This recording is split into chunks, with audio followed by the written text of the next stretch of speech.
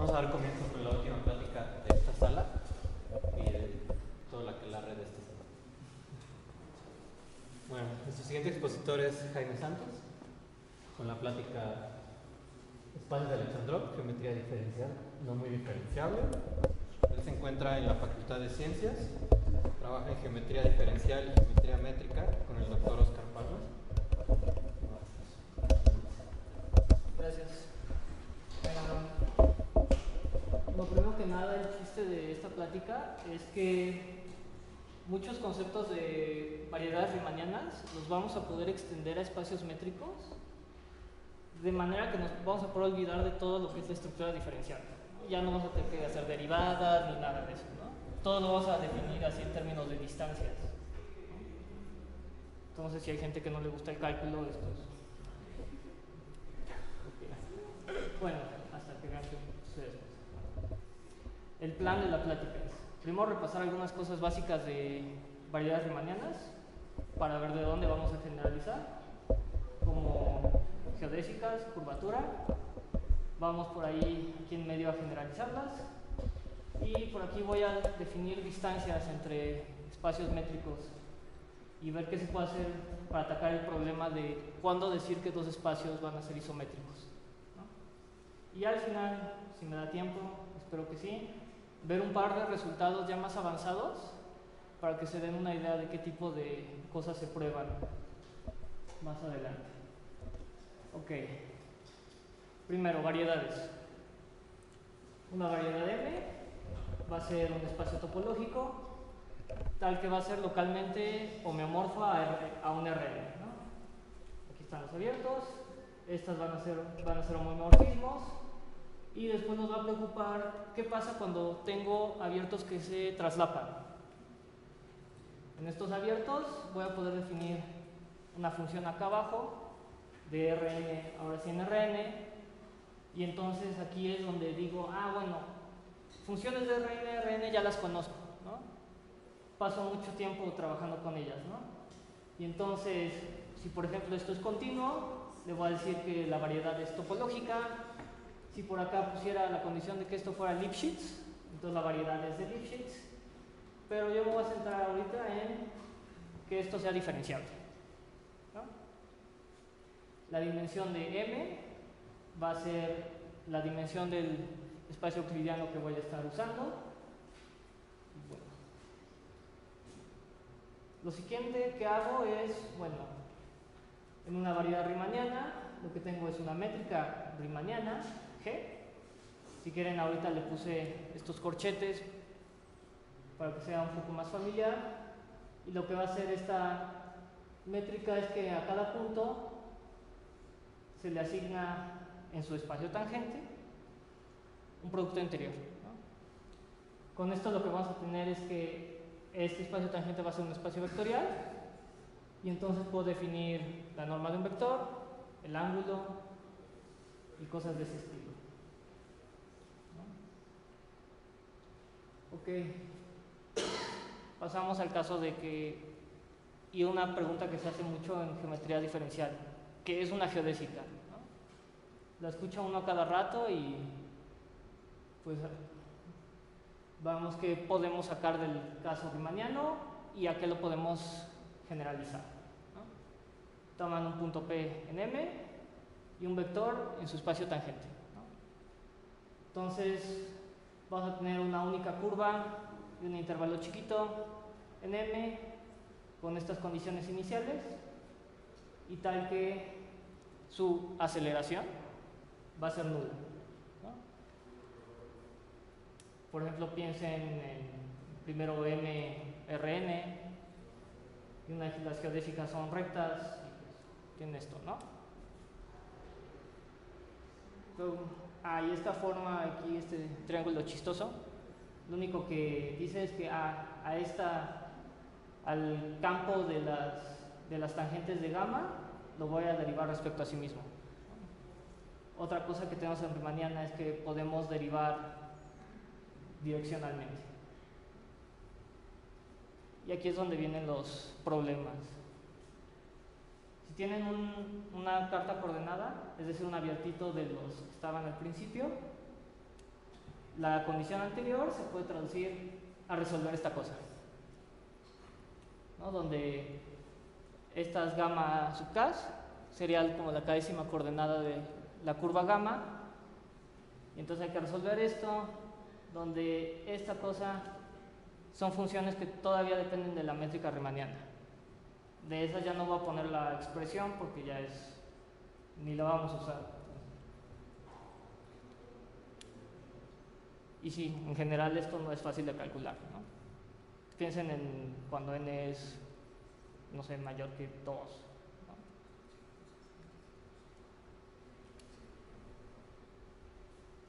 Y primero vamos a ver si no hay otra forma de definir geodésicas y de ahí tener algo de intuición acerca de qué es lo que hacen, ¿no? Primero vamos a definir más cosas, ¿no? Tomando una curva, digamos que sea suave por pedazos, y vamos a definir su longitud de esta forma, ¿no? Donde esta va a ser la norma de los vectores tangentes, ¿no? Variando en el tiempo, ¿no? Digamos, si estuviéramos igual en el caso de Rn, pues esto coincide, ¿no? El producto interior sería el producto interior que ya conoce. ¿Y qué es lo que va a cumplir? ¿No? Voy a poder definir para cualesquiera dos puntos, puedo tomar sus longitudes, la longitud de todas las curvas que los unen, ¿no? Entonces tengo, por ejemplo, esta curva, tengo esta, y con esto voy a poder definir una distancia, ¿no? Ni modo, hay que tomar un ínfimo, pero más o menos intuitivamente dices, bueno, esta curva es la de menor distancia, ¿no? Entre P y Q. Entonces la primera caracterización de una geodésica es que si una curva suave por pedazos con extremos PQ realiza esta distancia, entonces va a tener que ser una geodésica, ¿no? Entonces de cierta forma, aunque yo tome curvas acá que puedan perder la diferenciabilidad, a la hora de encontrar el ínfimo de esto, resulta que sí es una curva diferencial. Muy bien, ya que tengo esta idea de que las geodésicas son curvas que realizan la distancia, voy a ver qué puedo hacer en espacios métricos, ¿no? Toman una curva, gamma ahora va a X, y tomen una partición del intervalo, ¿no? Entonces pueden aproximar por poligonales, ¿no? Donde de aquí a acá pues, es la distancia, ahora sí en el espacio métrico, entre estos puntos, ¿no? Y entonces, ¿qué es lo que hago con esto? Defino la longitud de esta curva como el supremo sobre todas las particiones. Digamos, ya puedo asignarle ahora una longitud a una curva en un espacio métrico. No es la única forma que podría usar, pero digamos que es la más natural, ¿no?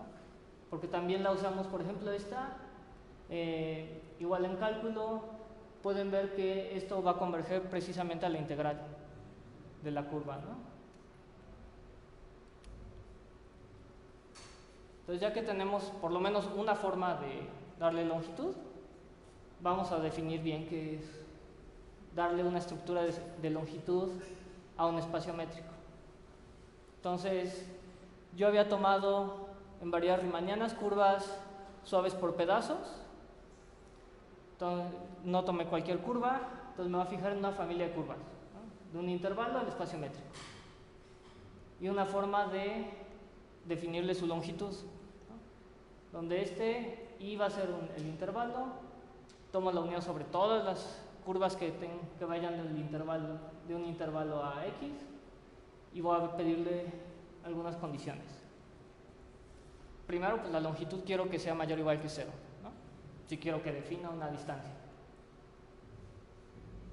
Y quiero que si la longitud es 0, f tenga que ser constante.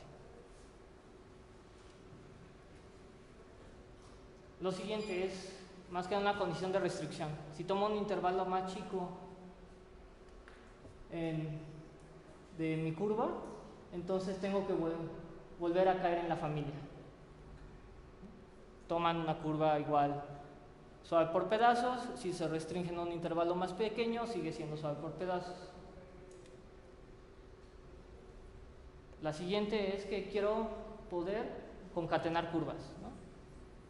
O sea, si toman una curva que va de este intervalo y otra que va de este intervalo, puedo tomar la curva H que va del intervalo AC a X, y tal que, digamos, esta curva sería primero voy por F y después voy por G, ¿no? Y quiero además que la longitud sea aquí aditiva. 4. Quiero poder reparametrizar curvas, ¿no? Entonces, pues si tomo una reparametrización, pues nada, es un homeomorfismo, y quiero que si tengo una curva, entonces caiga en la otra familia y que no se altere la longitud de la curva. Y finalmente, pues nada más le pido a esta función que cuando vaya variando, tomando el final del intervalo como parámetro, lo haga de manera continua. Digamos, todo esto lo cumple trivialmente las integrales, ¿no? O también tienen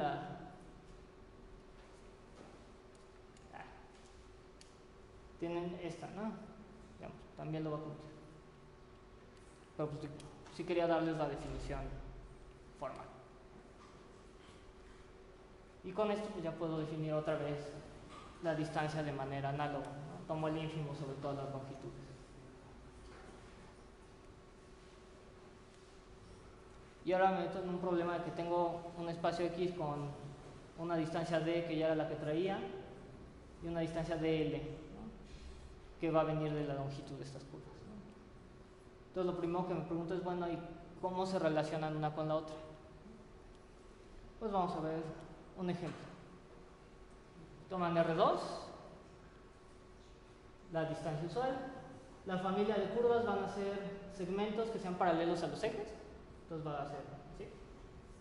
Digamos, los cuadritos los pueden imaginar que son cuadras y que estos son las calles, ¿no? Entonces, para ir de P a Q, pues tengo que ir por las calles, ¿no? Digamos, aquí también estoy suponiendo que se podría regresar por la misma ruta, ¿no?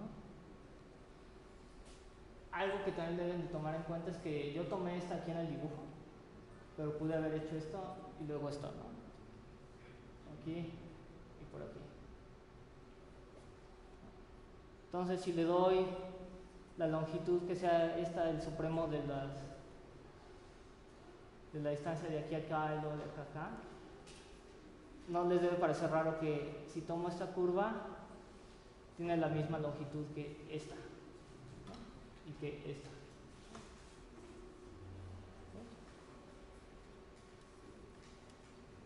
Entonces tengo varias curvas que unen a P y Q y son de la misma longitud. Yo había dicho ahora que la distancia que iba a tomar en R2 era la distancia euclidiana, ¿no? Entonces la distancia euclidiana de P a Q la realiza esta recta, pero si están de acuerdo que esta no mide lo mismo que esta, ¿no? Digo, se ve en el dibujo como que estos los triangulitos. Bien. Entonces voy a tener este problema. Estas distancias en general no son iguales.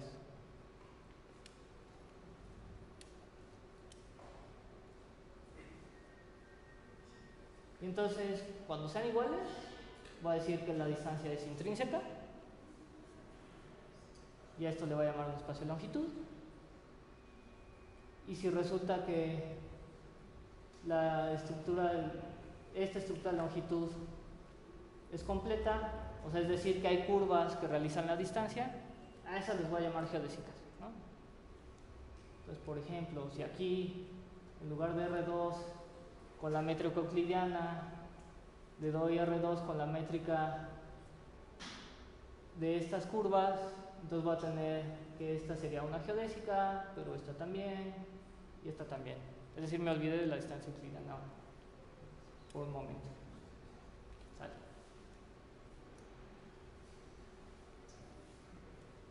Lo siguiente que quiero ver es curvatura, que es quizá lo que a uno más le llama la atención en geometría riemanniana, ¿no? ¿Qué es curvatura? Entonces, primero veo el caso, bueno, voy a ver el caso riemanniano, que lo que tenía es que tengo una variedad riemanniana y voy a tener un 4 tensor. Y entonces voy a decir que la curvatura seccional es este bicho de aquí, y es un número raro. Para los que ya hayan llevado geometría diferencial 1, en n igual a 2, esto es la curvatura gaussiana. Pero no se le queden viendo tan fea la expresión esta, no la vamos a usar. Si quieren saber más de esto, quizá en la plática de al rato se quiten de dudas de qué es esto de que un tensor y qué es esta cuenta y no sé qué. Pero sí hay espacios que sabemos intuitivamente que tienen curvatura, ¿no? Digamos R2 es de curvatura 0. ¿No? Lo estoy representando aquí con se ve este triangulito. Una esfera en geometría analítica 2 se ve algo de geometría esférica, y una de las peculiaridades es que los triángulos como que son gorditos, ¿no? También se ve algo de el espacio hiperbólico, y aquí resultaba que estos triángulos eran como flacos, ¿no? Digamos, esta tiene curvatura 0. Esta yo puedo tomar esferas de radio distinto y veo que este triángulo se va haciendo cada vez más gordo. Entonces voy a decir que este es el espacio modelo de curvatura positiva. Igual aquí puedo jugar con la métrica que le doy al hiperbólico. Esto se va haciendo cada vez más flaco, y este sería como que la idea de curvatura negativa. Entonces, con esta idea de triángulos gordos o flacos, voy a decir que es curvatura, ¿no? Entonces, por ejemplo, de estas cosas normalmente en los cursos se les pide calcular explícitamente quiénes son estas curvas, cuánto valen estos ángulos y cosas por el estilo. Entonces la idea es que yo quiero llevar todo eso de triángulos gordos a un contexto de espacios métricos. Entonces, para ello, primero tengo que ver qué se puede hacer. Toman una variedad riemanniana completa, es decir, completa en el sentido de que las geodésicas las voy a poder extender para todo valor del parámetro, ¿no? Ya no existen solo en un intervalo menos epsilon epsilon, sino que en todo R. Con curvatura seccional mayor o igual que una constante. Si esa cuenta fea que definí, esa siempre va a ser un número mayor o igual que K. Y entonces, dado un punto PNM, podemos formar un triangulito donde los lados van a ser geodésicas que unan P con Q, P con R y R con Q. Entonces lo que voy a hacer es que voy a tomar puntos en estos espacios, ya sea la esfera o el plano o el espacio hiperbólico, y voy a decir, bueno, tomo un punto. De aquí voy a avanzar hasta R, de tal forma que esta distancia de acá, o sea, la longitud de esta curva, hasta aquí, va a ser la distancia aquí acá, ¿no? Esto aquí entre barras va a ser la distancia en el espacio. Entonces voy a tener como un triangulito congruente, pero en mi espacio modelo. Entonces aquí ya hice trampa y ya dibujé este triángulo gordo, pero a priori no sabemos cómo se ve. Entonces, por ahí de los 70s, Topogonov saca un resultado acerca de esto. Es decir, toman un triángulo en M, toman el triangulito correspondiente, como en la diapositiva anterior, y entonces toman un punto sobre esta geodésica, H.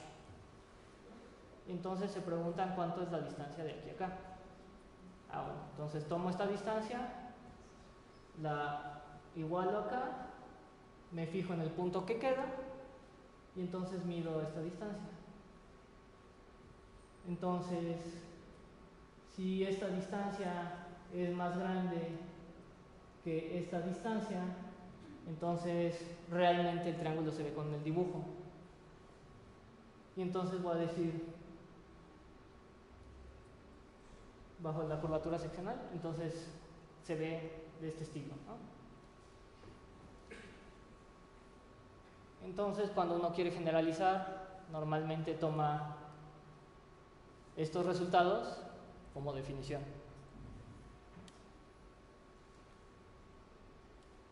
Y entonces ya llegamos al título de la plática. Entonces, un espacio Alexandrov va a ser un espacio de longitud, es decir, ya tengo toda una familia de curvas, una manera de medirlas, y voy a decir que tiene curvatura acotada por abajo. Existe la otra cota de curvatura, pero no voy a hablar de ella por el momento.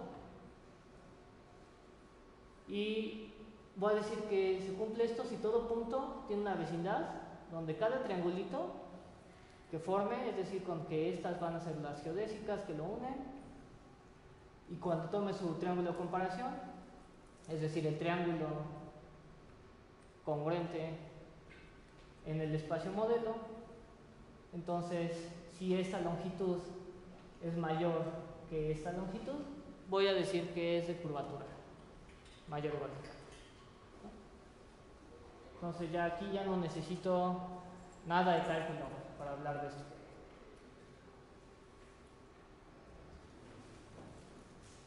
Ejemplos.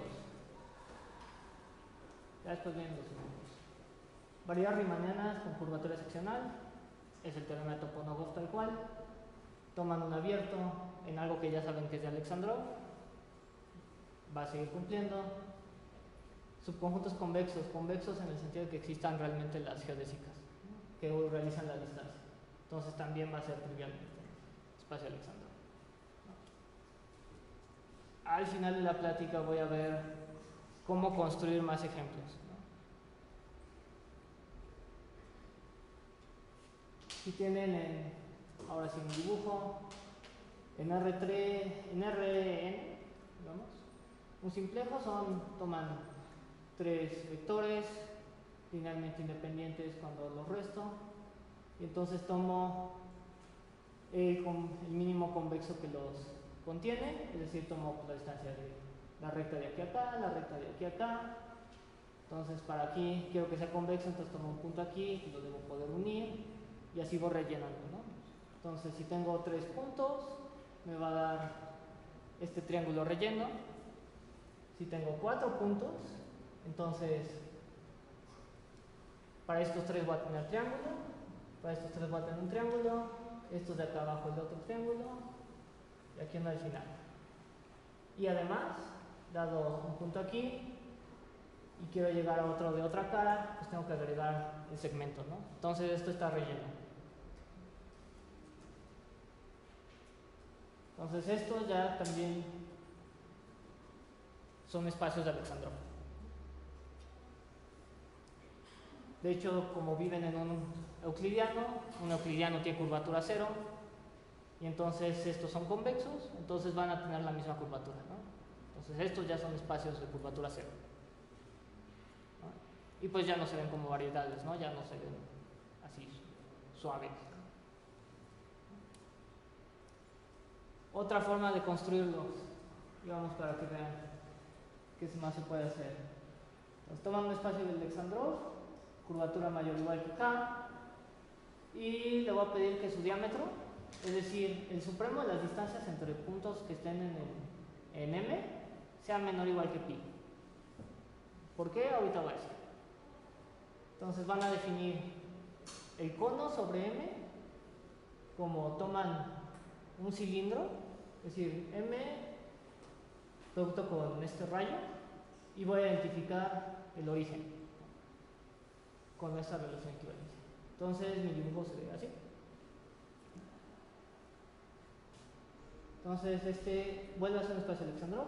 La métrica que voy a tomar es simplemente, tengo un punto aquí, otro punto acá, entonces trazo un triangulito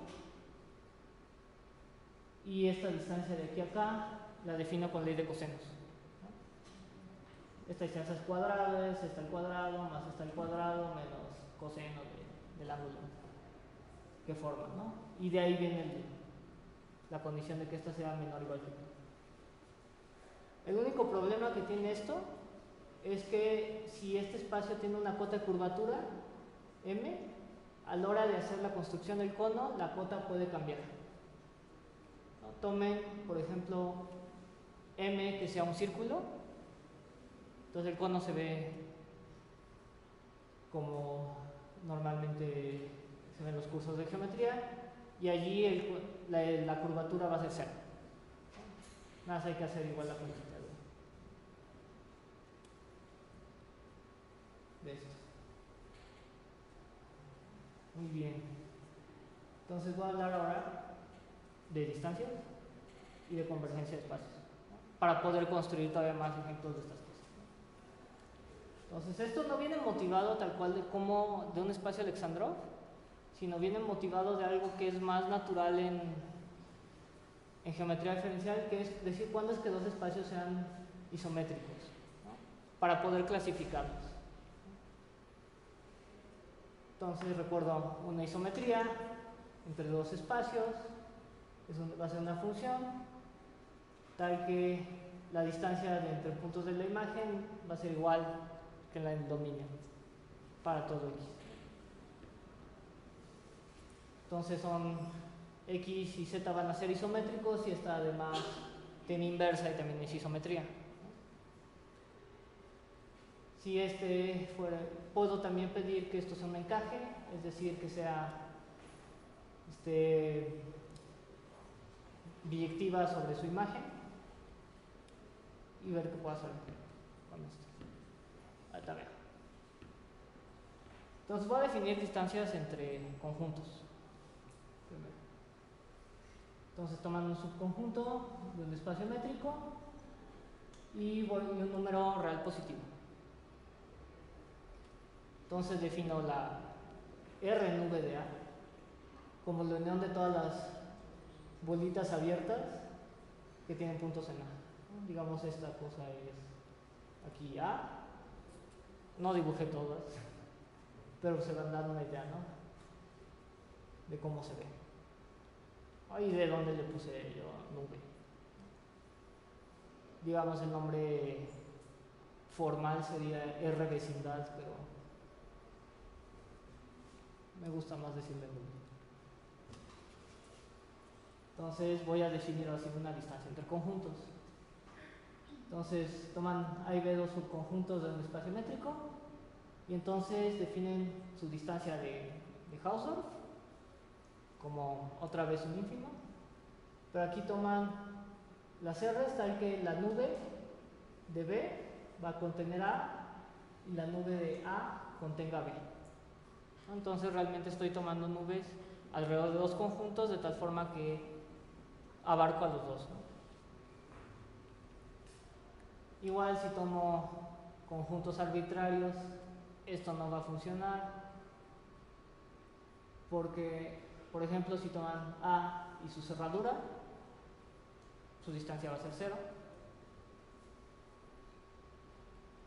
y entonces pues ya no sería una distancia. O si B es no acotado, entonces pues nunca lo va a poder cubrir con una bolita, ¿no? Entonces este ínfimo realmente no lo puedo alcanzar en nada. Entonces, si no podemos hacerlo en general, nos restringimos a subconjuntos donde sí se pueda. Por ejemplo, en subconjuntos compactos. Entonces, pero lo que yo quiero es cuando decir cuando dos espacios sean isométricos. Y aquí nada más tengo conjuntos ya dentro de un mismo espacio. Ahora, en los 80s,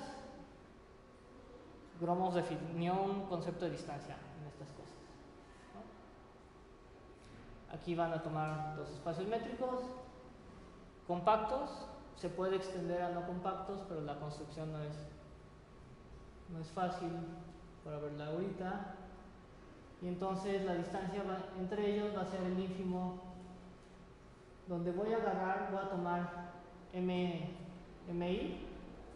voy a encontrar un espacio métrico donde pueda encajarlo de manera isométrica, es decir, donde lo pueda ver como su conjunto de Z y a M2 también.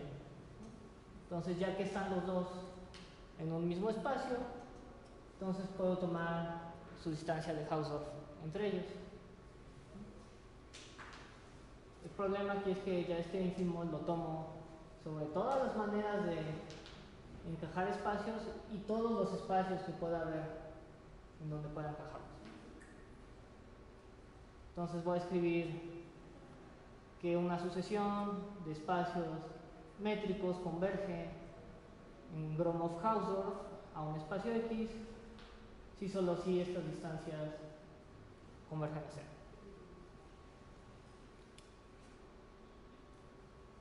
Y entonces ya puedo atacar el problema de cuando dos cosas son isométricas, ¿no? Porque si tengo que dos espacios son su distancia de Gromov-Hausdorff es cero, van a ser isométricos. Digamos, el regreso es trivial, los dos van a dar el mismo espacio y ya. La ida es muchísimo más talachuda, pero se puede hacer. Y entonces ya tengo que esta distancia realmente va a ser una distancia en los espacios métricos compactos módulo las isometrías. Entonces ahora voy a hacer ejemplos de qué es lo que pasa cuando tomo distancias de Gromov-Hausdorff. Entonces un toro es un producto de dos círculos, digamos este acá, pero yo lo puedo construir a partir de un cuadrado, ¿no? Digamos aquí toman esta parte del cuadrado, lo pegan, les queda un cilindro y después pegan estos extremos, ¿no? Y entonces les va a quedar ahora sí el toro, ¿no? Entonces voy a considerar una sucesión de toros, pero como no los pude dibujar bien, entonces puse los cuadrados nada más. Entonces lo que voy a hacer es que voy a tomar que esta longitud sea de radio 1, digamos, y que cada uno de estas sea de radio 1 sobre J, ¿no? Entonces voy haciendo esta cada vez más pequeña, que sería como que el toro se va haciendo cada vez más delgado. Entonces yo digo que eso converge en Gromov-Hausdorff a esta cosa aquí. Aquí estoy haciendo trampa. Estos puntos en los extremos todavía los estoy identificando. Entonces esto en realidad es un círculo. ¿Okay? Entonces más o menos intuitivamente es claro, ¿no? Pues vamos a checar, ¿no? Entonces tomamos como espacio común uno de los toros, ¿no? Y consideramos un encaje del círculo en el toro. ¿Qué encaje van a tomar? Por ejemplo, toman el toro. Entonces, justo por la mitad, tomo esta.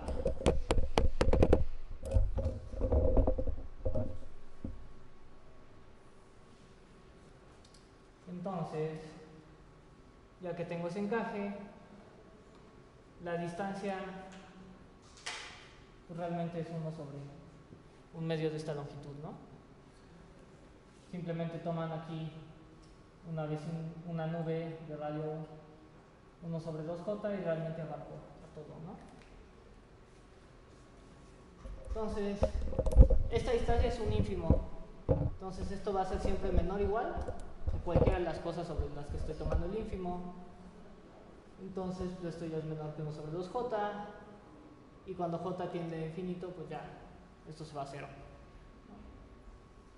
Entonces, también aquí de paso, ya pueden checar que algo converge, si algo converge en distancia Hausdorff, automáticamente converge en Gromov-Hausdorff.